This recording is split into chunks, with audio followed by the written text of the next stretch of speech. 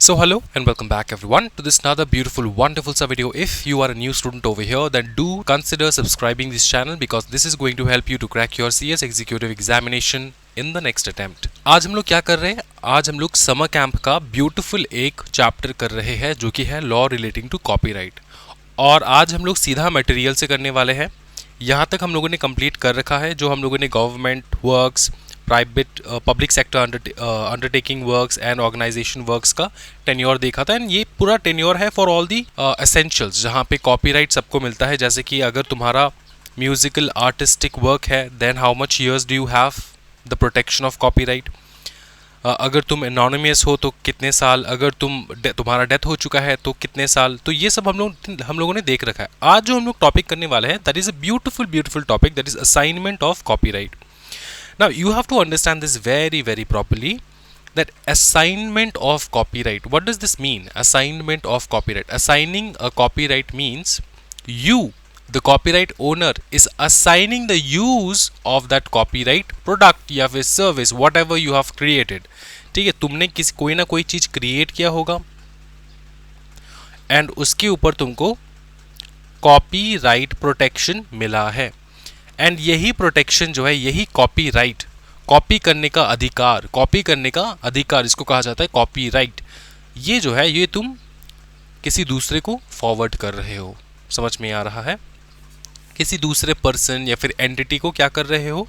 Transfer कर रहे हो ओनरशिप, कि हाँ भैया ये तो मैंने क्रिएट किया है लेकिन तू भी यूज कर सकता है, इसके बदले में मुझको कुछ ना कुछ पैसा दे दे। क्या ये समझ में आ रहा है? ये हो रहा है trade off the copyright product service, जो कुछ भी तुमने बनाया है।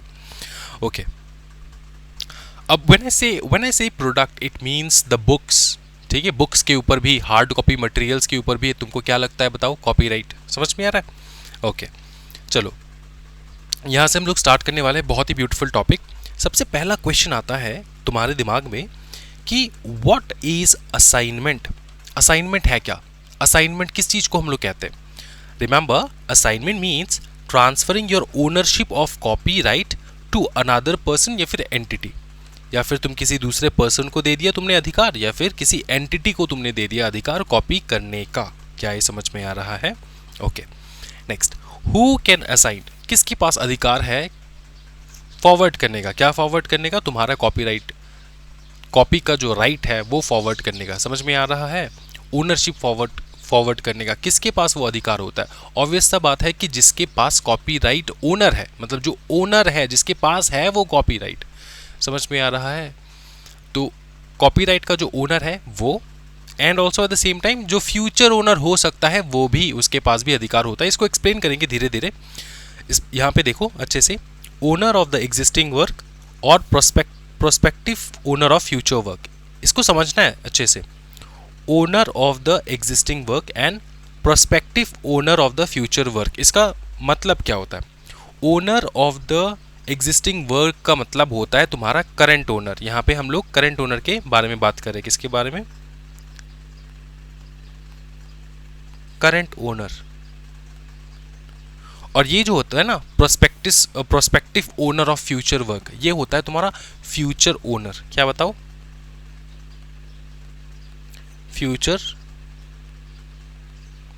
ओनर। समझ में आ रहा है? फ्यूचर ओनर, इसको समझो सबसे पहले। फॉर एग्जाम्पल सुनना अच्छे से, ठीक है? अच्छे से सुनना है दोस्तों, क्योंकि इसको समझना है बहुत अच्छे से। अज्यूम करो कि तुमने एक फिल्म बनाना है। क्या बनाना है? फिल्म बनाना है। तुमने सोचा कि एक फिल्म बनाते हैं। अब फिल्म में जो है ना, पार्टिसिपेंट्स कौन कौन हो सकते हैं? पहला पार्टिसिपेंट होगा प्रोडक्शन हाउस जो प्रोड्यूस करेगा फिल्म को, पैसा लगाएगा। दूसरा होगा तुम्हारा एक्टर्स। ये एकदम लीस्ट इंपॉर्टेंट जो है पार्टिसिपेंट्स होते हैं किसी भी फिल्म में, एक्टर्स, क्योंकि एक्टर्स हम लोग चेंज कर सकते हैं। ठीक है, लेकिन इसी को जो है ज़्यादा महत्व दिया जाता है। लेकिन तुमको अगर सच्ची में पता है कि फिल्म कैसे बनता है, कि एक्टर्स जो है वो चेंज हो सकते हैं फिल्म में, उसके कोई दिक्कत वाली बात नहीं है। लेकिन फिल्म बनाने में जो मोस्ट इंपॉर्टेंट होते हैं वो है तुम्हारा प्रोडक्शन हाउस, फिर फिल्म का जो है राइटर, समझ में आ रहा है? Writer, got it? ओके, अब इसको समझो बहुत अच्छे से। पकड़ लो, राइटर ने क्या लिखा? लिखा है फिल्म, स्टोरी लिखा। फिल्म क्या होता है? एक स्टोरी। अब स्टोरी के पास, ये स्टोरी जो उसने लिखा है इसका कॉपीराइट जो है इस राइटर के पास है। जैसे चेतन भगत, चेतन भगत,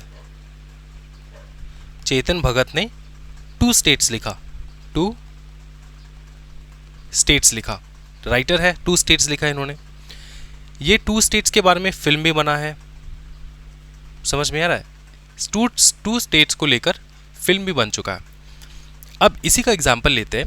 अब सुनो कि जब 2 स्टेट्स बन रहा है, ठीक है, 2 स्टेट्स क्या हो रहा है? बन रहा है। इसमें बहुत सारे कॉपीराइट्स के पार्टिसिपेंट्स आ सकते हैं, जैसे कि म्यूजिक का कोई अलग होगा कॉपीराइट ओनर, ठीक है, म्यूजिक कोई और दे रहा है, कंपोज कोई दूसरा कर रहा है, समझ में आ रहा है ना? तो बहुत सारे पार्टिसिपेंट्स हो सकते हैं, लेकिन हम लोग शॉर्टकट वे में समझेंगे कि 2 स्टेट्स एक फिल्म बन रहा है, जहां पे ये है चेतन भगत जो है original copyright holder, original copyright holder, इसके पास पूरा कॉपीराइट है इस बुक का। अब इसी बुक के ऊपर जो है फिल्म बनने जा रहा है। अब राइटर ने लिख दिया। अब राइटर कॉन्ट्रैक्ट करता है। ये क्या करता है? कॉन्ट्रैक्ट, कॉन्ट्रैक्ट करता है प्रोडक्शन हाउस से, प्रोडक्शन हाउस से, कि जब ये फिल्म बन जाएगा, जब ये फिल्म बन जाएगा, अब तो कॉपीराइट किसके पास है? चेतन भगत जी के पास है, ठीक है। इन्होंने क्या किया? किया है कॉन्ट्रैक्ट, और बोला है कि जब ये फिल्म बन जाएगा तब फिल्म का कॉपीराइट ट्रांसफर हो जाएगा, ट्रांसफर कर देंगे। ये जो बुक का कॉपीराइट है, स्टोरी का पूरा कॉपीराइट मेरे पास है। मैंने कॉपीराइट जो है ना तुमको क्या कर दिया बताओ ना? दे दिया है। किस लिए दे दिया सर? कॉन्ट्रैक्ट किया है ना सर। किस लिए कॉन्ट्रैक्ट किया? पैसे के वजह से। मैंने बहुत सारा पैसा लिया है फिल्म में। फिल्म जो है ये मैंने बेच दिया है। किसको बेच दिया है? प्रोडक्शन हाउस को, ठीक है। तो फिल्म बेचने का मतलब होता है, इसको स्टोरी बेचने का मतलब होता है कि तुम अपने कॉपीराइट जो है वो तुमने उनको दे दिया है। अच्छा एक चीज़ बताओ, क्या फिल्म बन चुका है? आंसर है नहीं। तो अगर फिल्म बनने जा रहा है, कॉन्ट्रैक्ट पहले से होगा ना, फिल्म बनने के बाद होगा, पहले से होगा? पहले से होगा। तो क्या बन सकता है? प्रोस्पेक्टस ओनर बन सकता है फ्यूचर वर्क का। फ्यूचर में वर्क होने वाला है, फिल्म बनने वाला है फ्यूचर में, और उसी के बुक के ऊपर बनने वाला है फिल्म, है कि नहीं बताओ? हाँ जी। तो उसने कॉन्ट्रैक्ट कर लिया, ठीक है। कॉन्ट्रैक्ट कर लिया कि भैया नेक्स्ट ईयर जो है फिल्म बनने वाला है, और प्रोडक्शन हाउस को उसने क्या दे दिया बताओ? बताओ ना। ऑटोमेटिकली अपना कॉपीराइट जो है वो बेच दिया प्रोडक्शन हाउस को। क्या ये समझ में आ रहा है? तो ये फ्यूचर, तो यहाँ पे बन जाएगा तुम्हारा prospective owner of the future work. तो फ्यूचर में जो फिल्म बनने जा रहा है, फिल्म से जितना भी प्रॉफिट कमाएगा, स्टोरी तो इन्हीं का है, चेतन भगत जी का ही है स्टोरी, है ना। चेतन भगत जी का पूरा स्टोरी है। जितना भी पैसा कमाएगा वो कमाएगा प्रोडक्शन हाउस, और वो पैसा जो है चेतन भगत जी को नहीं दिया जाएगा, क्योंकि ये कॉन्ट्रैक्ट कर लिया। कॉपीराइट जो है ना वो उसने खरीद लिया है, कॉन्ट्रैक्ट ले लिया है। कॉन्ट्रैक्ट करके पैसा दे के उसको पहले से पैसा दे दिया। अब ये बहुत सारे राइटर्स ऐसे होते हैं ना कि तुम्हारे जो ये फिल्म बनने जा रहा है इसमें वो लोग हिस्सा मांगते हैं कि 2%, 5%, 10% दे दो हिस्सा। वो अलग बात है, ठीक है, वो अलग बात होता है। वो नॉर्मली प्रोडक्शन हाउस जो है देते नहीं है हिस्सा, क्योंकि लॉस तो वो नहीं उठा रहे ना। कौन नहीं उठा रहा है? जो राइटर है वो तो फिल्म मेकिंग का लॉस नहीं उठा रहे, तो किस बात का हिस्सा? अगर तुम इन्वेस्टर हो, अगर तुम इन्वेस्ट करना चाहते हो फिल्म में, तुम एज अ प्रोडक्शन जो है प्रोड्यूसर आना चाहते हो फिल्म में, तब जाके हम लोग जो है एक साथ मिल के फिल्म को बना के प्रोड्यूस करके पैसा हम लोग मिल के छाप सकते, कोई दिक्कत वाली बात नहीं है। क्या ये समझ में आ रहा है? तो ये पहले से कॉन्ट्रैक्ट हो जाता है। तो इसका मतलब ये होता है कि अभी जो ओरिजिनल ओनर है जो कि चेतन भगत जी, फ्यूचर में ओनर क्या कॉपीराइट इनके पास चला जाएगा, प्रोडक्शन हाउस के पास? आंसर है यस। तो यही बात यहाँ पे लिखा है। एक होता है करंट ओनर जो है चेतन भगत आज के डेट में, 1 साल बाद कौन ओनर हो जाएगा? Production house. क्या ये समझ में आ रहा है? कोई दिक्कत वाली बात नहीं है, ठीक है। अच्छा, फिर देखो स्कोप। हम लोग क्या देखने वाले? स्कोप। अब देखना कि जो असाइनमेंट होता है ना, असाइनमेंट, अब याद रखना असाइन कौन कर सकता है? या तो जो करंट ओनर है वो, या तो जो फ्यूचर ओनर हो रहे हैं, या फिर बनेंगे वर्क कंप्लीट होने के बाद, ठीक ठीक है, फ्यूचर वर्क कंप्लीट होने के बाद जब बन जाएंगे तो वो भी ट्रांसफ़र कर सकते हैं अपना जो कॉपीराइट का ओनरशिप है वो, है कि नहीं? आंसर है यस सर, कोई दिक्कत वाली बात है ही नहीं। तो स्कोप अब हम लोग बात कर रहे हैं कि ये जो कॉपीराइट, ये जो हमारा प्यारा सा कॉपीराइट ओनर है या फिर फ्यूचर प्रोस्पेक्टस ओनर, मतलब इसको फ्यूचर ओनर लिख देते हैं तब तुम लोग ज़्यादा रिलेटेबल फील कर पाओगे। फ्यूचर ओनर जो है ये लोग क्या कर पाएंगे, असाइन कर पाएंगे। किनको असाइन करेंगे? या तो किसी पर्सन को असाइन करेंगे या तो किसी एंटिटी को, जैसे यहाँ पे प्रोडक्शन हाउस है ना। अच्छा, अब समझते हैं, अब स्कोप देखते हैं। कैन बी होल और पार्शियल, जनरल और subject to limitations for the whole term और पार्ट ऑफ इट। इसको समझना एक एक करके, एकदम धीरे धीरे समझेंगे हम लोग, एक एक वर्ड समझेंगे। इंटरप्रिटेशन ऐसा समझा दूंगा कि तुमको जिंदगी में तकलीफ नहीं आएगा इंटरप्रेट करने में, ठीक है। किसको दे सकते हैं हम लोग, असाइन कर सकते हैं एनी पर्सन, वो इंसान हो सकता है, एंटिटी भी हो सकता है, ठीक है। होली और पार्शली, इसको तुमको बहुत अच्छे से समझना है। ये देख भाई, होली और पार्शली या फिर होली और पार्शियल कह सकते हो कि कॉपीराइट का ना, कॉपीराइट का ये जो असाइन किया जाएगा ना, क्या कॉपीराइट, अब कॉपीराइट में अलग अलग प्रकार के राइट्स हो सकते हैं। या तो तुम जो स्टोरी है पूरा का पूरा बेच दो, इससे तुम बुक्स निकाल सकते हो, इससे तुम फिल्म बना सकते हो, इससे तुम म्यूज़िक बना सकते हो, कुछ भी बना सकते हो। अब कितना पोर्शन तुम शेयर कर रहे हो, क्या इतना या फिर पूरा, ये डिपेंड करता है तुम्हारे असाइनमेंट के ऊपर कि कितना तुम दे रहे हो, कितना तुम असाइन कर रहे हो। या तो पूरा का पूरा तुमने असाइन कर दिया, या तो होली असाइन कर दिया, या फिर पार्शियली तुमने बोला कि देखो सुनो, मैं जो तुमको कॉपीराइट दे रहा हूँ ना स्टोरी का, तो ये तुम बुक्स नहीं निकाल सकते, बुक्स मैं ही निकालूंगा, बुक्स का मैंने नहीं दिया है तुमको अलाउंस, ठीक है। बुक्स का हम लोग फॉरवर्ड नहीं करेंगे, हम तुमको फिल्म बनाने के लिए जो है अलाउ कर सकते हो। तुम फिल्म बनाओ हमारी बुक के ऊपर, कोई दिक्कत वाली बात नहीं। फिल्म का सीरीज़ बनाओ, कैसेट्स बनाओ, ठीक है। नेशनल इंटरनेशनल लेवल पे तुम इसको जो है स्प्रेड करो एंड देन पैसा कमाओ, कोई दिक्कत वाली बात नहीं। लेकिन ये जो बुक्स प्रिंटिंग वाला का जो राइट है मेरे पास, वो मैं तुमको नहीं दे सकता। समझ में आ रहा है? बुक्स का मेरे पास ही रहेगा, जितने भी लोग बुक्स खरीदना चाहेंगे वो बुक्स खरीदेंगे, वो पूरा राइट मेरा। तो ये क्या हो जाता है, पार्शियल हो जाता है ना असाइनमेंट, असाइन करना पार्शियली, या तो होली कर रहे हो या तो पार्शियली कर रहे हो, ठीक है। या तो जनरल कर रहे हो या फिर सब्जेक्ट टू लिमिटेशंस। ये देखो, या तो जनरल या तो सब्जेक्ट टू लिमिटेशंस, दोनों अलग अलग चीज़ है। जनरल का मतलब क्या होता है? जनरल का मतलब होता है कि पकड़ लो पूरे all over India, all over world में तुम छाप सकते हो, कोई टेंशन वाली बात नहीं। ऑल ओवर वर्ल्ड में, ऑल ओवर इंडिया में तुम छाप। लेकिन अगर आपको यहाँ पे मेंशन्ड है कि सब्जेक्ट टू लिमिटेशंस, अब सब्जेक्ट टू लिमिटेशंस हो सकता है ये कि कुछ लिमिटेशंस हो, मतलब कुछ कंडीशंस के साथ तुमको कॉपीराइट जो है वो मिल रहा है। कॉपीराइट का अथॉरिटी तुमको मिल रहा है बाय द ओनर, ठीक है, या फिर बाय द प्रोस्पेक्टिव ओनर, मतलब फ्यूचर ओनर, उनसे तुमको मिल रहा है, असाइन किया गया है, तुमको असाइनमेंट मिला है। अब ये जो असाइनमेंट है ये कुछ कंडीशंस के हिसाब से भी हो सकता है, जैसे यहाँ पे लिखा है सब्जेक्ट टू लिमिटेशंस। अब लिमिटेशंस कुछ कंडीशंस लाते हैं। अगर जनरल है तब तो कोई दिक्कत वाली बात नहीं है, बहुत ज़्यादा बवाल। अगर जनरल है तब तो कोई दिक्कत वाली बात नहीं है, क्योंकि ऑल ओवर इंडिया तुम छाप सकते हो। लेकिन अगर सब्जेक्ट टू लिमिटेशन है, शायद पकड़ लो तुमको बोल दिया गया है कि तुम पकड़ लो तुम जो है ना कलकत्ता में नहीं छापोगे, कलकत्ता में तुमको छापने का अधिकार नहीं है, बाकी ऑल ओवर इंडिया छापो, लेकिन कलकत्ता में सिर्फ हम ही छापेंगे और इसका कॉपीराइट का पूरा लाभ हम ही उठाएंगे। इस प्रकार का अगर कुछ कंडीशन रख दिया तो वो है subject to limitation.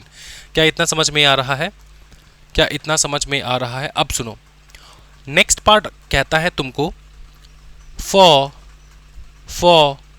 The whole term और part of it, for the whole term और part of it, for the whole term और पार्ट ऑफ इट, मतलब इसका मतलब क्या होता है? For the whole term of copyright और पार्ट ऑफ इट, इसका मतलब समझो कि किसी भी बंदे के पास कॉपीराइट करने के लिए कितना साल होता है दोस्तों? पर रखा है सर हमने 60 साल देख रखा है सर हमने। लाइफ टाइम प्लस 60 साल। तो ये जो कॉपीराइट का पूरा टर्म है ना, अब जो मैं असाइन कर रहा हूँ, ए ने बी को असाइन किया, क्या किया, असाइन किया कॉपीराइट यूज़ करने के लिए। बिंदास यूज़ करो, जनरल असाइनमेंट है, पूरा बिंदास यूज़ करो। अब टर्म भी वो डिसाइड करके दे सकता है, या तो क्या बताओ, होल टर्म, जिसका मतलब होता है कि कॉपीराइट ओनर का जितना टाइम पीरियड है, मतलब कॉपीराइट का जितना भी उसके पास टाइम पीरियड है, कंप्लीट टाइम पीरियड, मतलब उसका पूरा लाइफ टाइम प्लस 60 ईयर्स, ये पूरा मिल सकता है टर्म किसको, बी को। अगर ए ने बी को कंप्लीटली असाइन किया, या तो पार्टली भी कर सकता है, मतलब 10 साल के लिए असाइन किया, 5 साल के लिए असाइन किया, 6 साल के लिए असाइन किया, 2 साल के लिए असाइन किया। क्या ये समझ में आ रहा है? इस प्रकार का टाइम लिमिट रखवा देना। ये समझ में आ चुका है सर? स्कोप पूरा समझ में आ चुका है? बहुत ज़्यादा बवाल, आगे देखते हैं सर। देखो, future works, assignment taken effect only when the work comes into existence. अब जैसे मैंने तुमको यहाँ पे फ्यूचर वर्क का बताया था कि ये जो प्रोडक्शन हाउस है, इसने कॉन्ट्रैक्ट किया, तो इसके पास क्या आ जाएगा, प्रोडक्शन हाउस के पास आ जाएगा कॉपीराइट, ठीक है। लेकिन क्या वो फिल्म बनने से पहले आ जाएगी, फिर बनने के बाद? अगर वो प्रोडक्ट मार्केट में, वो फिल्म मार्केट में अवेलेबल ही नहीं है, तो किसके ऊपर कॉपीराइट तुम मांग रहे हो? वो तभी तुम्हारे पास आएगा, तभी वो असाइनमेंट कंप्लीट होगा, तभी चेतन भगत ने जो तुम्हारे साथ कॉन्ट्रैक्ट किया वो असाइनमेंट कंप्लीट होगा, जब वो प्रोडक्ट फिल्म जो है वो मार्केट में आ जाएगा, तब जाके उसके ऊपर तुमको कॉपीराइट, आने से पहले थोड़ी ना कॉपीराइट। समझ में आ चुका है? Future assignment, assignment taken effect या फिर takes effect only when the work comes into existence, अगर फ्यूचर वर्क है तो। चलो फिर देखो, मीडियम एंड मोड। अच्छा, एक चीज़ बहुत बहुत ब्यूटीफुल तुमको याद रखना है, ये एक प्रकार का लिमिटेशन है। क्या है बताओ? लिमिटेशन है, रेस्ट्रिक्शन है, कह सकते हो, ठीक है। रेस्ट्रिक्शन ये है कि देखो, तुमको मैंने कॉपीराइट असाइन किया, किसके लिए? फिल्म बनाने के लिए। मतलब यूज करने का टर्म्स एंड कंडीशन मैंने बता दिया, तू जो यूज करेगा ना, इस स्टोरी को यूज करेगा ना, इस प्रकार से तू यूज कर सकता है, ऐसा टर्म्स एंड कंडीशन मैंने दे दिया है। समझ में आ रहा है? टर्म्स एंड कंडीशन मैंने दे दिया है, तो उसी टर्म्स एंड कंडीशन के हद में रह के, बाउंड्री में रह के तुमको यूज करना है। ऐसा नहीं हो सकता कि तुम नए नए वेज से उसको यूज करो, नए वेज से तुम यूज करो।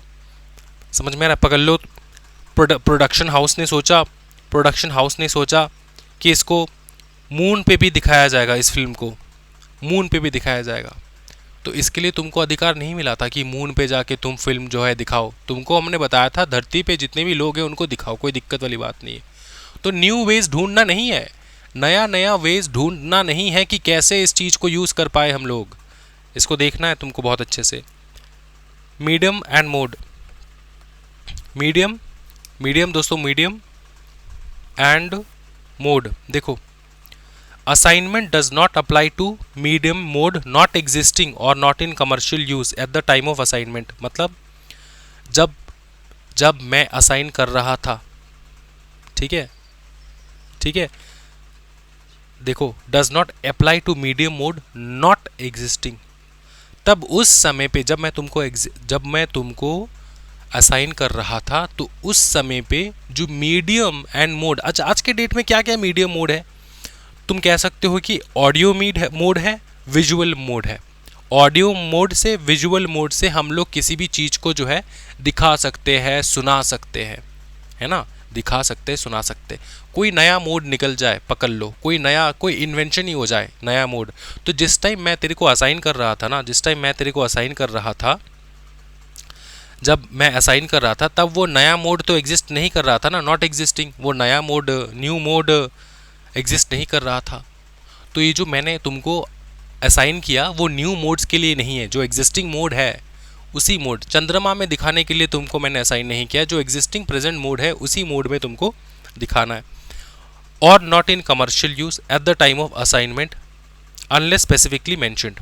अगर मैंशनड है तब तो कोई दिक्कत वाली बात नहीं कि प्रोड्यूसर ने मेंशन कर दिया हम लोग मून पे भी दिखाएंगे, जब मार्स में चले जाएंगे हम लोग मार्स पे भी दिखाएंगे, ऐसा करके कुछ कंडीशन रख दिया प्रोड्यूसर ने, तब तो ठीक है, तुमने कंडीशन रख दिया था। अगर ऐसा कोई कंडीशन रखा नहीं गया था तो नए नए वेस में तुम नहीं दिखा सकते। जिस टाइम मैं असाइन कर रहा था उस टाइम जो भी मोड अवेलेबल है जिसके लिए मैंने तुमको अलाउ किया है उसी मोड पे तुमको शो करना है। नेक्स्ट देखो, रॉयल्टी राइट फॉर ऑथर्स। ये बहुत ब्यूटीफुल टॉपिक है, क्या बताओ? रॉयल्टी राइट फॉर ऑथर्स, ये है ऑथर्स के बारे में। ऑथर्स लिटरेरी हो सकते हैं, म्यूजिकल हो सकते हैं in films, and sound recordings भी हो सकते हैं। अब देखो, authors cannot assign or waive their right to receive equal royalties shared 50-50 with assignee for use other than cinema hall communication for films or specific primary uses for sound recording। अब इसको समझना है। देखो, होता ये है ना कि जो ऑथर होते हैं ना, रॉयल्टी का राइट जो मिलता है, रॉयल्टी का राइट, पकड़ लो कोई भी सामान, रॉयल्टी क्या होता है सर समझाओ ना। रॉयल्टी पकड़ लो, तेरा कोई बिजनेस है, ठीक है, किस प्रकार का बिजनेस? म्यूजिक प्रोड्यूस करने का बिजनेस, और मैं हूं सिंगर, और हम दो भाई मिलके मचाए तबाही। अभी तबाही मचाने के बाद हम लोगों ने निकाल दिया सॉन्ग, ठीक है। सॉन्ग का हमने नाम रखा है टुम्पा, बहुत फेमस बंगाली सॉन्ग है, मतलब बवाल। अच्छा, ये सॉन्ग हमने रख दिया, ठीक है। अब ये जो सिंगर है, ये जो सिंगर है या फिर सॉन्ग का जो राइटर है, ये कौन है? ये है ओरिजिनल ऑथर, है ना, ओरिजिनल ऑथर है ये। लिटरेरी म्यूजिकल इन फिल्म्स या फिर साउंड का रिकॉर्डिंग, ये कौन है? ये ओरिजिनल ऑथर है। ये कौन है? ये ओरिजिनल ऑथर है, ठीक है।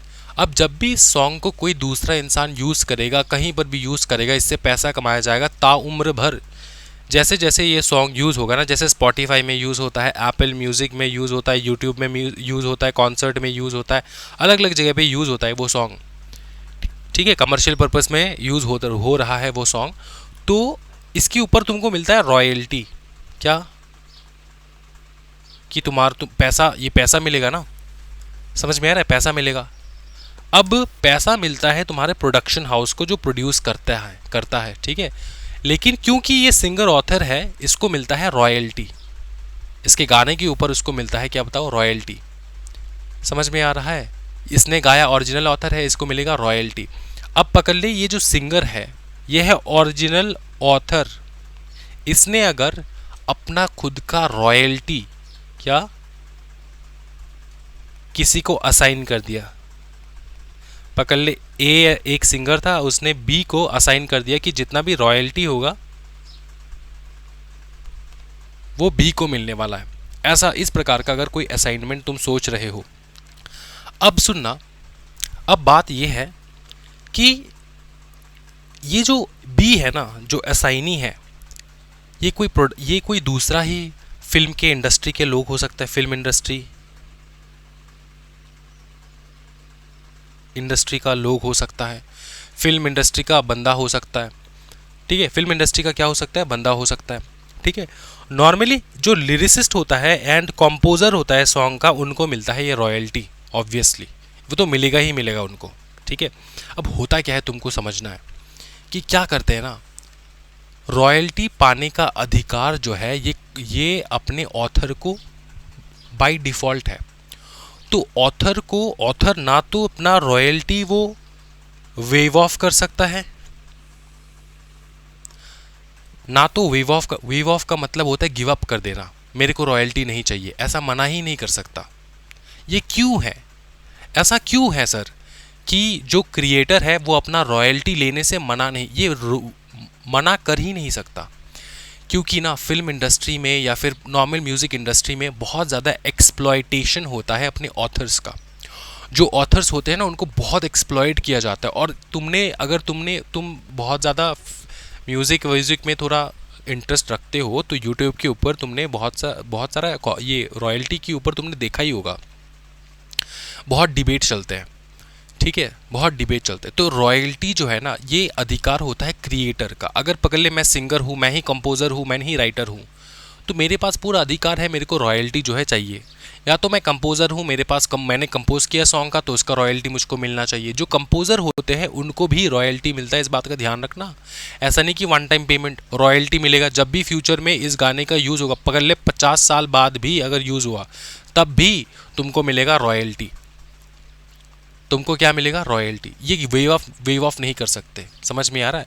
तो वेव ऑफ क्या होता है ना कि बड़े बड़े लेबल्स जो होते हैं जैसे कि टी सीरीज़ वगैरह, वो क्या करता है कि बहुत टैलेंटेड कंपोजर्स को लेकर आते हैं, उनसे गाना गवाते हैं एंड उनको वन टाइम पेमेंट देते हैं कि 1 लाख रुपए रख लो, 2 लाख रुपए रख लो और अपना हो जाएगा, तुमको रॉयल्टी नहीं दे सकते हम लोग। तो ऐसा अलाउड नहीं है, ऐसा अलाउड ये होता है एक्सप्लॉयटेशन इंडस्ट्री में।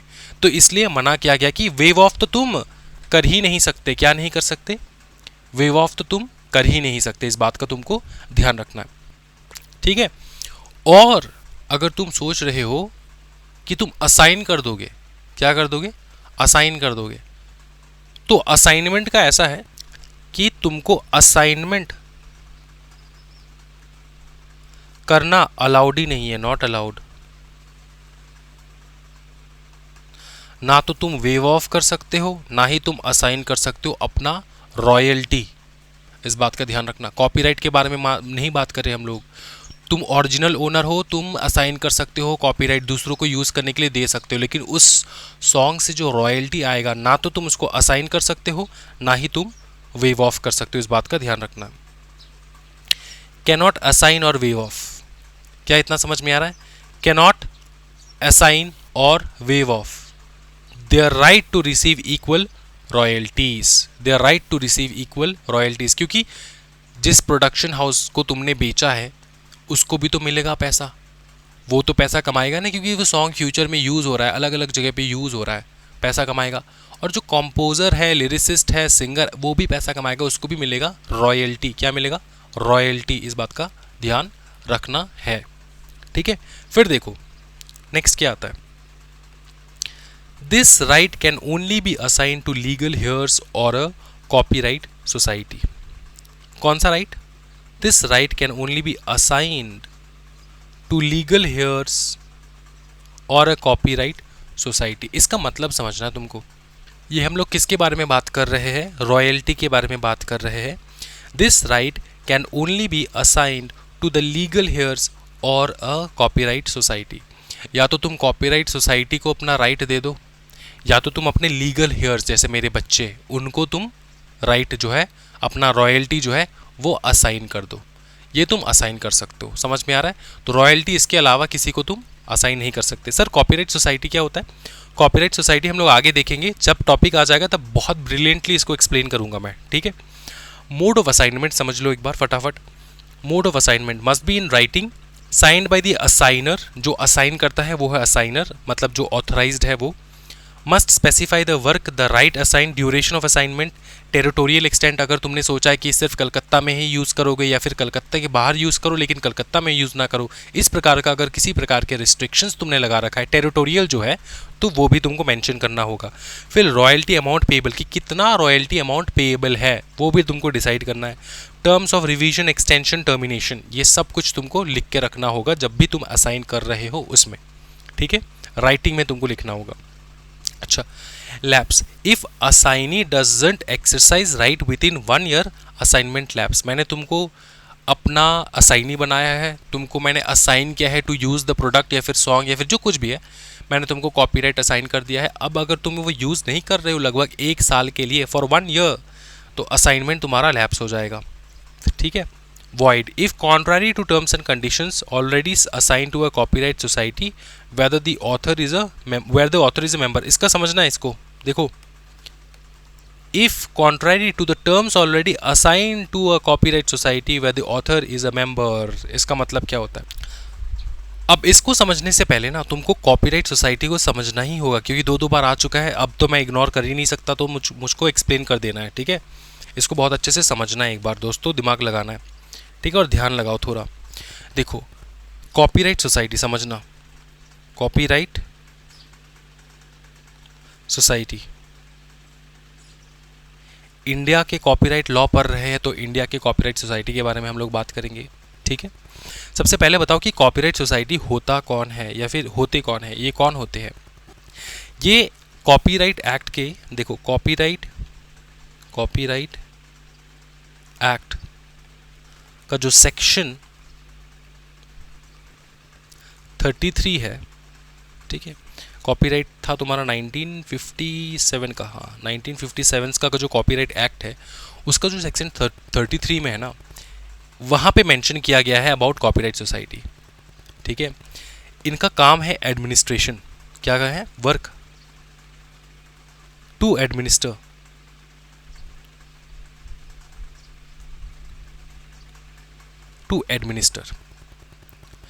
ठीक है। अच्छा, क्या एडमिनिस्टर करेंगे बताओ। कॉपीराइट और एनी अदर राइट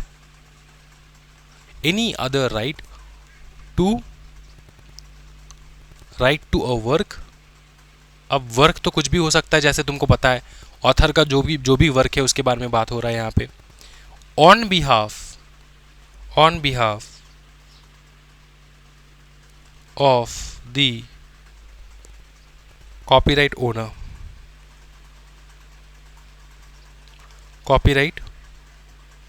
ओनर, इसको समझना है अच्छे से। देख, पकड़ ले सोनू निगम,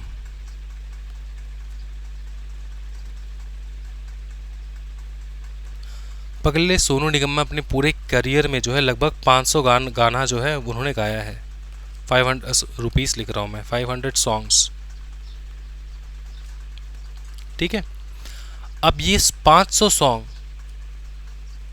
कहाँ बज रहे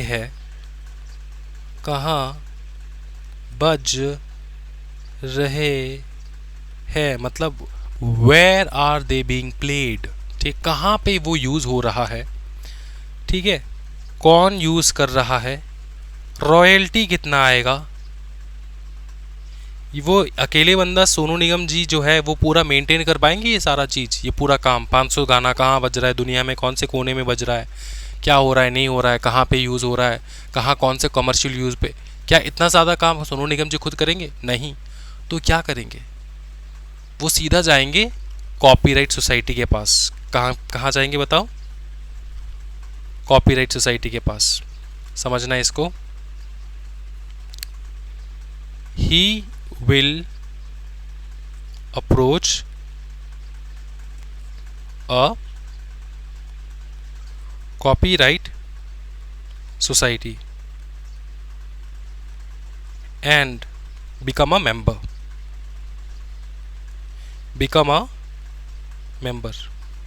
अब अगर तुम वहाँ के मेंबर बन गए तो तुम्हारे रिलेटेड जितने भी गाना है, जितने भी गाने हैं, फिर कहाँ पे बज रहा है, कितना रॉयल्टी कलेक्शन होगा, सब कुछ जो है ना, ये पूरा जो तुम्हारा कॉपीराइट के रिलेटेड, जो भी तुम्हारा रॉयल्टी से रिलेटेड जो भी तुम्हारा वर्क है ना, वो पूरा हैंडल करेगा तुम्हारा कौन बताओ? हमारा ये कॉपीराइट सोसाइटी। ठीक है, ये कॉपीराइट सोसाइटी। क्या ये समझ में आ रहा है? हाँ जी, क्या है समझ में? इतना समझ में आ रहा है कॉपीराइट सोसाइटी का इंपॉर्टेंस क्या है। अब कॉपीराइट सोसाइटी के बारे में एक दो चीज़ हम लोग जान लेंगे। सबसे पहला चीज़ जो जानेंगे वो है कॉपीराइट का फंक्शंस। कॉपीराइट सोसाइटी के क्या क्या फंक्शंस होते हैं, पॉसिबल फंक्शंस। नंबर 1 जो बहुत मेजर फंक्शन है, इसको बहुत अच्छे से देखना है दोस्तों। नंबर 1 फंक्शन, ग्रांट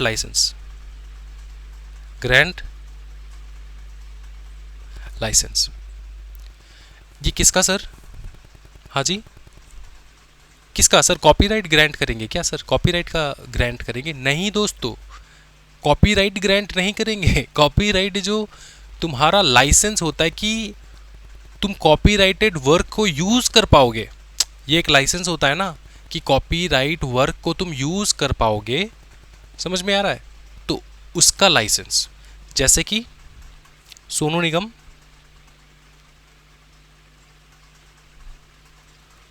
निगम का जो गाना है, ठीक है, ये कॉपीराइटेड गाना है। अब उसका जो यूज होगा, क्या होगा? यूज। समझ में आ रहा है? यूज करने के लिए तुमको चाहिए होगा लाइसेंस। पकड़ ले, बहुत बड़ा कंसर्ट तुमको करना है और वहाँ पे तुम्हारा गाना चाहिए होता है, या फिर तुम लाइव एक शो करने वाले हो, वहाँ पे तुम्हारा गाना चाहिए होगा, तो अगर तुम्हारा गाना चाहिए होगा, ये लाइसेंस तो चाहिए होगा ना तुमको यूज़ करने के लिए वो गाना, तो लाइसेंस कौन ग्रांट करेगा? हमारा कॉपीराइट सोसाइटी ग्रांट करेगा, क्योंकि सोनू निगम जी वहाँ का मेंबर है। तो सिंपल चीज़ है, ग्रांट लाइसेंस। ठीक है, इसका एक्सप्लेनेशन तुम खुद दिमाग में बना लो, कोई दिक्कत वाली बात नहीं है, आराम से लिख लेना एग्जामिनेशन में। दूसरा सबसे इंपॉर्टेंट वो है कलेक्ट रॉयल्टीज फ्रॉम यूजर्स।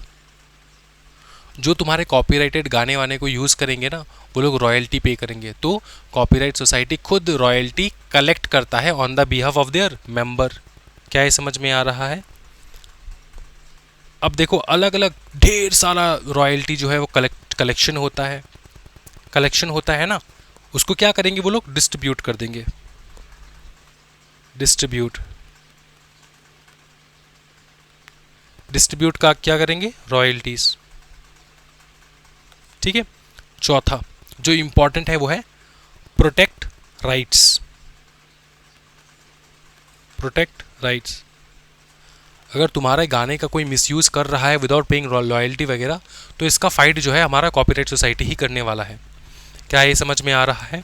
एक दो सोसाइटी के नाम मैं लिखवा दूंगा जो इंपॉर्टेंट नहीं है, लेकिन फिर भी तुम्हारे जनरल नॉलेज के लिए बहुत इंपॉर्टेंट है, क्योंकि दोस्तों हम लोग CS एग्जाम स्क्वाड में सिर्फ बुकिश नॉलेज नहीं देते, पूरा रियल लाइफ नॉलेज देते हैं। नंबर 1 जो सबसे फेमस कॉपीराइट सोसाइटी है इंडिया का, ठीक है, वो है Indian performing right society. Indian performing right society, IPRS।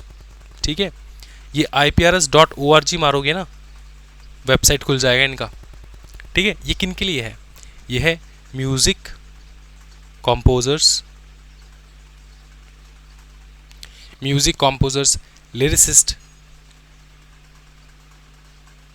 And also publishers. क्या ये समझे दोस्तों? कोई टेंशन वाली बात नहीं है? फिर सर एग्जाम्पल दो ना सर। फिर एग्जाम्पल लिख लो, Indian singers right association, ISRA, Indian singers right association. ठीक है, इंडियन सिंगर राइट एसोसिएशन, ये है तुम्हारे सिंगर्स के लिए। ठीक है, अब देखो होता ये है ना कि कोई भी सिंगर जो अपना, सिंगर का ये नियम होता है, जो भी वो गाना गाएगा उसके पास पूरा अधिकार है उस गाने को यूज़ करने के लिए, परफॉर्म करने के लिए। अब पकड़ ले अरिजीत सिंह ने जो भी गाना गाया है अरिजीत सिंह ने, क्या वो परफॉर्म कर सकता है स्टेज पे? सर वो तो प्रोड्यूसर लिरिसिस्ट आ जाएंगे उसका गला पकड़ने के लिए। नहीं, वो परफॉर्म कर सकता है। अब स्टेज में परफॉर्मेंस करके वो पैसा कमाएगा, पैसा छापेगा। समझ में आ रहा है? कि उसके पास अधिकार होता है इस चीज़ का। ये होता है ना, इसको हम लोग कहते हैं परफॉर्मिंग राइट्स।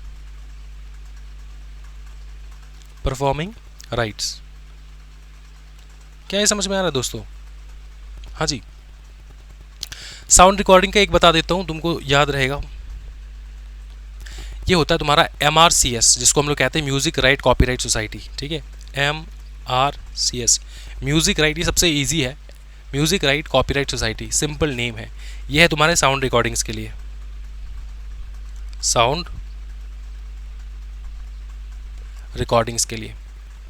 समझ में आ रहा है? और भी बहुत सारे हैं, लेकिन इतना ज़्यादा एग्जाम्पल देख के तुम्हें फ़ायदा नहीं है। इनमें से तुम एक दो याद कर लो, वही काफ़ी है तुम्हारे दिमाग के लिए। एग्जाम्पल तो दे पाओगे, चौड़े बन के तुम किसी को अपना नॉलेज शेयर कर पाओगे। तो चौड़े बनने के लिए ये नॉलेज है तुम्हारा। ठीक है, किसी के सामने अगर तुमको थोड़ा दिखाना है कि भैया हम भी बहुत ज्ञानी है, तो ये हो चुका है कॉपीराइट सोसाइटी, ये तुमको समझ में आ चुका। अब देखो यहाँ पे क्या लिखा है, कुछ भी देखो, फिर से दिखाता हूँ तुमको।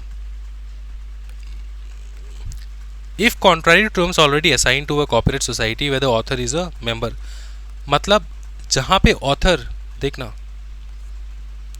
जिस कॉपीराइट सोसाइटी में ऑथर एक क्या है, मेंबर है, उसका कोई भी तुमने राइट अगर तुमने सोचा है कि टर्म्स एंड कंडीशन जो है वो हम लोग इसको क्या करेंगे बताओ ना, उसके कॉन्ट्रैरी में कुछ करोगे तुम, तो तुम्हारा वॉइड हो जाएगा। वो वॉइड मतलब कैंसिल हो जाएगा, इस बात का ध्यान रखना है। तो कॉपीराइट सोसाइटी तुमको कुछ नियम कानून बताएंगे, उसके हिसाब से तुमको काम करना होगा, वरना कैंसिल हो जाएगा तुम्हारा। समझ में आ रहा है? If contrary to terms already assign to a copyright society, जिस टर्म्स एंड कंडीशन में कॉपीराइट सोसाइटी जो है उसके साथ तुम्हारा टर्म्स एंड कंडीशन हो रखा है उसके अगेंस्ट नहीं जाना है, वरना वॉइड हो जाएगा। फिर देखो केस लॉ, के ए वेणुगोपाला शेट्टी, के ए वेणुगोपाला शेट्टी, इसमें कहा जाता है कि जो ऑरल असाइनमेंट होता है वो इनवैलिड होता है। असाइनमेंट हमेशा रिटन होना चाहिए। एग्जामिनेशन में पूछा जा सकता है कि बता दो दोस्तों कि ऑरल असाइनमेंट वैलिड है या इनवैलिड, तुम लिखोगे इनवैलिड, ठीक है, ऑलवेज इन रिटन। असाइनमेंट हमेशा रिटन में होगा। अब देखो नेक्स्ट आता है हमारा video master versus Nishi production. Assignment of video rights did not automatically include separate satellite broadcasting right can be specific. ये तो हम लोगों ने पढ़ रखा है, ठीक है। तो तुमको वीडियो राइट हमने दिया है लेकिन ब्रॉडकास्टिंग राइट नहीं दिया है कि तुम ब्रॉडकास्ट कर लोगे, पूरे टेलीविजन पे चला के पैसा छापोगे, ऐसे तो तुमको राइट नहीं दिया है, ठीक है। तो इस बात का ये केस क्या बताता है हमको कि राइट्स जो है ना वो स्पेसिफिक हो सकते हैं। कुछ कुछ चीज़ों में तुमको राइट दिया जा सकता है, कुछ कुछ चीज़ों में तुमको असाइन किया जा सकता है, लेकिन सब कुछ के ऊपर नहीं। चल फिर देख, अगर कोई डिस्प्यूट हुआ तो कौन हैंडल करेगा? कमर्शियल कोर्ट हैंडल करेगा। Can revoke assignment if assignee fails to exercise right, assigner not at fault. Simple चीज़ है, ये जो कमर्शियल कोर्ट है वो रिवोक कर देगा असाइनी का राइट। असाइनी का क्या राइट होता है दोस्तों?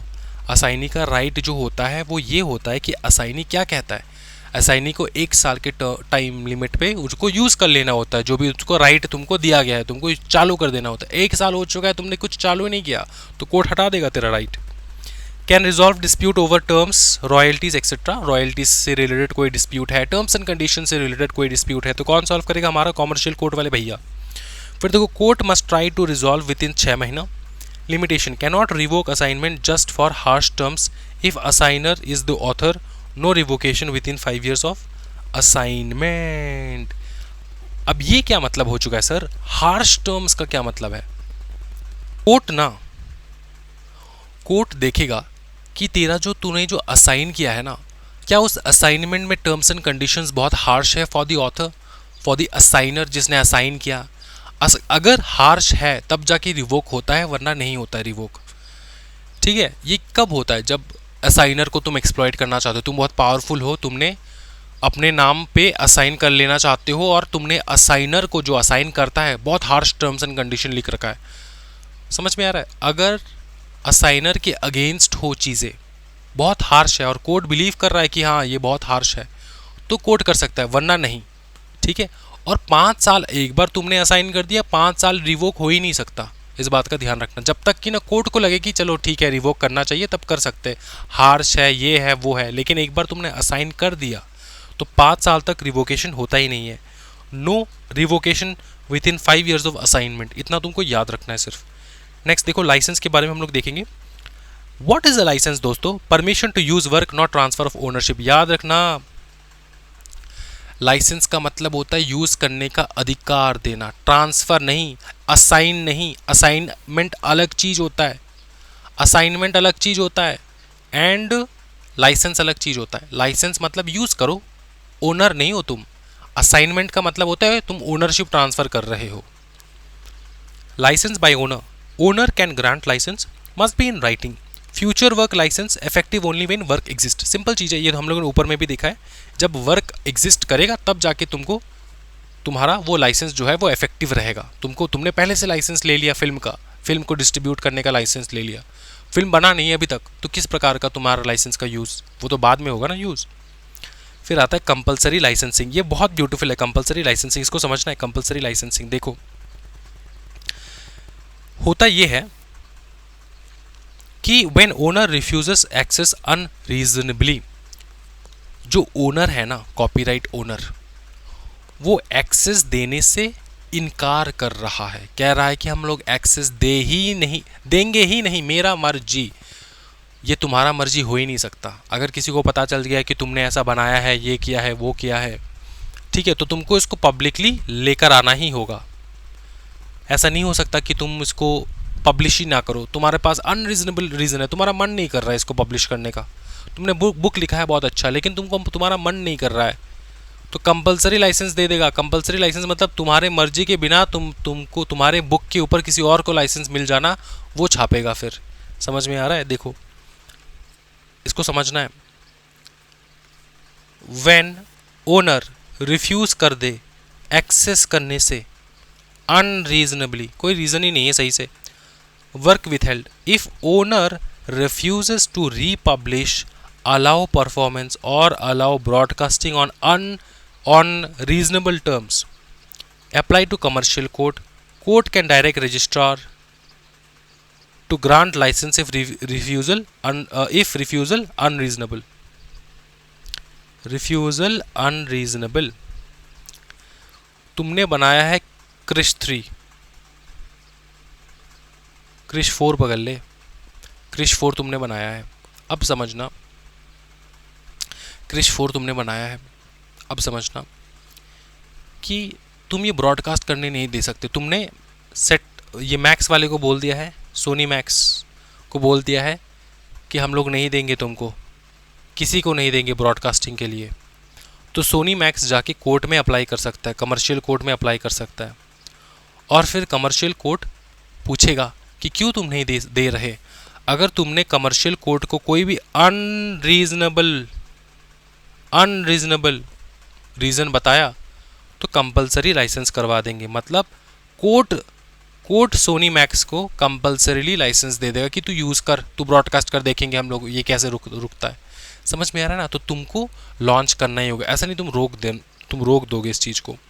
अनपब्लिश्ड वर्क अगर है तो unpublished withheld work, for works where author owner cannot be traced, apply to commercial court after public notice, court can direct registrar to get licence.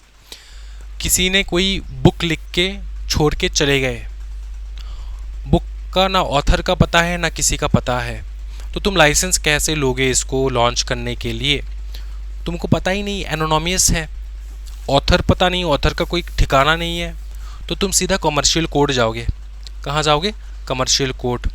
Court जो है वो रजिस्ट्रार को डायरेक्शन देगा कि सुन, ऑथर का पता नहीं है, तुमने क्या किया है बताओ, पब्लिक नोटिस भी दिया है लेकिन ऑथर का कोई अता पता नहीं है, तो तुम ग्रांट कर लो, ग्रांट लाइसेंस जो है वो तुम ग्रांट कर दो, कोई दिक्कत वाली बात नहीं है। ठीक है, क्या ये समझ में आ रहा है? अच्छा, इन सब में ना तुमको रॉयल्टी तो पे करना ही होगा, क्योंकि तुम काम उसका यूज़ कर रहे हो प्रोडक्ट, रॉयल्टी तुम पे करोगे मेन ऑथर को। सर ऑथर का पता नहीं है, जमा हो जाएगा रॉयल्टी, कोई दिक्कत वाली बात नहीं है, बाद में वो ले लेगा अगर वो अप्लाई कर रहा है तो। अच्छा, स्टैट्यूटरी लाइसेंस फॉर ब्रॉडकास्टिंग, इसको देखना है। For broadcasting already publish literally music work और sound recording, broadcaster must give prior notice, pay royalties at rates fixed by commercial court. Commercial court rate fix करेगा, उसमें ब्रॉडकास्टर जो है, broadcaster मतलब कौन? जो टीवी चलाता है, टीवी में जो चलाते हैं ना, पिक्चर वगैरह चलाते हैं, वो मस्ट गिव प्रायर नोटिस देगा, पे रॉयल्टी पे करेगा, और जो भी फिक्स किया गया है rate by the commercial court वो फिक्स करेगा, वो पे करेगा। Must announce author's name, maintain records, no major alteration without consent. और ब्रॉडकास्ट करने के समय पे कुछ भी काट दिया, समझ में, इस प्रकार से नहीं हो सकता, इस बात का ध्यान रखना है। Termination of licence, specifically to translation licence, और देखो specific to translation licences, original owner can terminate if they publish their own comparable translation. अब इसको समझना है, अब समझना इस चीज़ को। तुमको लग रहा है बहुत छोटा सा चीज़ है और कुछ नहीं है इसका मीनिंग, ये बहुत महत्वपूर्ण चीज़ है। टर्मिनेशन ऑफ लाइसेंस, ये पर्टिकुलरली ना, ये जो हमारे कंपलसरी लाइसेंसिंग है इसके ऊपर है। ठीक है, ये जो कंपलसरी लाइसेंस है, कंपलसरी लाइसेंस दे देना जो कॉपीराइट ओनर नहीं है। ठीक है, जो कॉपीराइट ओनर है उससे पूछे बिना तुम किसी और को लाइसेंस दे दो, पूछे बिना मतलब मर्जी के बिना। समझ में आ रहा है ना? मेरा काम, मेरा वर्क, मेरा मर्जी, मैं पब्लिश नहीं करूंगा, तो कोर्ट क्या करता है? लाइसेंस दे देता है किसी और को, क्योंकि तुम्हारे पास रीज़न नहीं है प्रॉपर कि तुम पब्लिश क्यों नहीं कर रहे हो। ठीक है, अब सुनो, ये जो लाइसेंस दिया गया है ना किसी और को, ये टर्मिनेट हो सकता है। कैसे करे सर टर्मिनेशन? अगर किसी दिन ये ओरिजिनल ओनर अपना दिमाग चेंज कर ले और वो अपना खुद का ट्रांसलेशन बना दे उसी मटेरियल का। पकड़ ले कोई भी पोएम लिखा है उसने और इसका कंपलसरी लाइसेंस किसी और को मिल चुका है। लाइसेंस मिलना एंड कंपलसरी लाइसेंस मिलना दोनों अलग चीज़ है दोस्तों। लाइसेंस मिलना मतलब ऑथर के मर्जी से, कंपलसरी लाइसेंस मिलना ऑथर के मर्जी के बिना। अब समझना, ये जो कंपलसरी लाइसेंस उसको मिला है ये कैंसिल कैसे हो सकता है कि जो ओरिजिनल ऑथर है ना वो क्या किया, इसी पोएम को दोबारा लिख दिया, ट्रांसलेट कर दिया सेम लैंग्वेज में, सेम कोई चेंजेस नहीं, ट्रांसलेशन किया सेम लैंग्वेज में, थोड़ा बहुत हल्का फुल्का चेंज करके पब्लिश कर दिया। इस बार उसने क्या कर दिया, पब्लिश कर दिया। कोर्ट ने कंपलसरी लाइसेंस इसलिए दिया था क्योंकि वो पब्लिश नहीं कर रहा था, वो बेचारा पब्लिश नहीं कर रहा था। इस बार इसने पब्लिश कर दिया तो पहले जिसको कंपलसरी लाइसेंस मिला था ना इस वाले पोएम के लिए वो कैंसिल हो जाएगा, क्योंकि नया वाला ट्रांसलेशन आ चुका है सेम पोएम का, सेम लैंग्वेज, और पब्लिश हो भी चुका है by the original owner. Specific translation, फिर से देखो दोस्तों, इसको अच्छे से करना है दोस्तों, समझना है चीज़ों को। Specific to translation licences original owner can terminate if they publish their own comparable translation. खुद का ट्रांसलेशन उसने खुद पब्लिश कर दिया। क्या ये समझ में आ रहा है? हाँ जी, ठीक है। तो कंपलसरी लाइसेंसेस वगैरह अवॉइड करने के लिए, ठीक है, कि वो कंपलसरी लाइसेंस मिल गया था किसी और को, उसको अवॉइड करने के लिए ये किया जाता है बाय ऑथर्स। अपने ही पोएम को वो एक्सप्लॉइट कर रहे हैं, ट्रांसलेट कर रहे हैं, अलग मीनिंग निकाल के थोड़ा अलग से उसने लिखा है, मतलब सेम कंटेंट है थोड़ा अलग। In the poem she was talking about the star and here also they are talking about the star. Translation में भी स्टार ही है लेकिन थोड़ा अलग से चेंज करके। नेक्स्ट आता है कॉपीराइट सोसाइटी। इसको रीड करना है घर पे क्योंकि मैंने कॉपीराइट सोसाइटी एक बार बहुत अच्छे से करवा दिया है, ठीक है। अच्छा, फिर देखो हम लोग देखेंगे यहाँ पे। अच्छा, फिर ना एक काम करते हैं हम लोग, कॉपीराइट सोसाइटी घर पे होमवर्क करो, यहाँ से हम लोग और एक क्लास लेंगे और इसके साथ हम लोग कॉपीराइट को एंड कर देंगे, दी एंड कर देंगे, ठीक है। ब्रॉडकास्टिंग एंड परफॉर्मेंस राइट्स देख कर समझ में आ रहा है। सेक्शन 37 से लेकर 39A तक देखेंगे एंड कंप्लीट कर देंगे। वीडियो पसंद आया तो ज़रूर लाइक करो, सब्सक्राइब करो चैनल को, एंड कोई डाउट है तो कमेंट सेक्शन जिंदाबाद। Thank you so much everyone. Happy learning guys. Bye bye. Take care. See you soon again in the next video.